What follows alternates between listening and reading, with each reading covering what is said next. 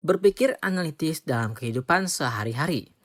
Manusia secara alamiah punya kebiasaan untuk berpikir analitis, dalam artian berusaha mencari penjelasan atas apa yang terjadi dalam hidupnya. Jadi kita sudah melakukan aktivitas berpikir analitis semenjak bayi. Meskipun mungkin memori kita udah nggak inget ya.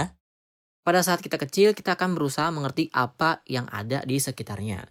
Itu kenapa bayi-bayi suka ngeliatin segala macam warna, ngedengerin segala bunyi-bunyian, makanin benda-benda sekitarnya, dan seterusnya. Itu merupakan proses pencarian informasi tentang hal-hal di sekitar dia. Untuk kemudian diolah dalam otak dia. Sampai ketemu penjelasan dari mulai itu apa, kenapa begitu, gimana bisa begitu, dan seterusnya. Semua proses mempertanyakan sampai menemukan penjelasan akan suatu hal ini adalah beraktivitas berpikir analitis. Nah, sekarang kita coba lihat contoh-contoh kasus di mana kita mungkin tanpa sadar udah melakukan proses berpikir analitis dalam kehidupan sehari-hari kita. Misalnya kita lagi naksir seseorang dan berusaha ngedeketin dia. Terus kita nemu fakta bahwa dia orangnya tertutup banget dan pemalu. Berkebalikan sama kita yang terbuka alias suka cerita lepas ke orang-orang dan hobi party atau nongkrong rame-rame gitu. Jadi susah kan tuh buat ngerencanain agenda kencan yang bisa kita bikin sama-sama happy.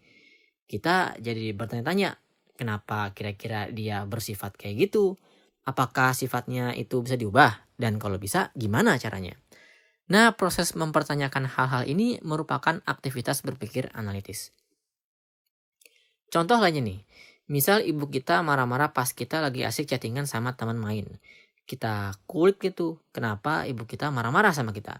Akhirnya setelah dikulik ternyata pada saat mergokin kita chatting itu dia lagi ada masalah finansial.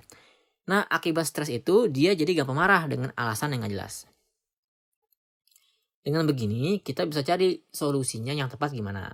Proses berpikir di mana kita menanyakan alasan yang jadi penjelasan untuk kemarahan ibu kita itu merupakan proses berpikir analitis.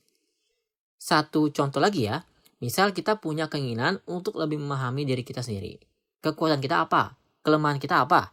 Potensi perkembangan kita gimana? Dan seterusnya. Untuk bisa mendapatkan penjelasan mengenai diri kita sendiri inilah, kita mulai menelusuri informasi yang ada. Setelah mengumpulkan data yang relevan buat pertanyaan kita bisa mulai melakukan analisis situasi. Masalah yang kita punya apa? Lalu kondisi lingkungan kita gimana? Kondisi mental kita gimana? Dan lain sebagainya. Di sini udah jelas kan? Proses mencari penjelasan ini masuk ke dalam aktivitas berpikir analitis.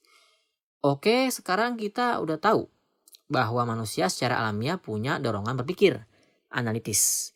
Dan kita juga udah tahu bahwa bisa jadi kita udah berpikir analitis tanpa kita sadar. Terus di sini kita ngapain dong? Belajar apa?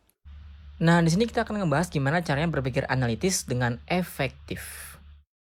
Sehingga hasilnya lebih akurat dan lebih tepat dan bisa menghasilkan solusi yang emang dibutuhkan. Jadi masalahnya bisa terselesaikan dengan baik.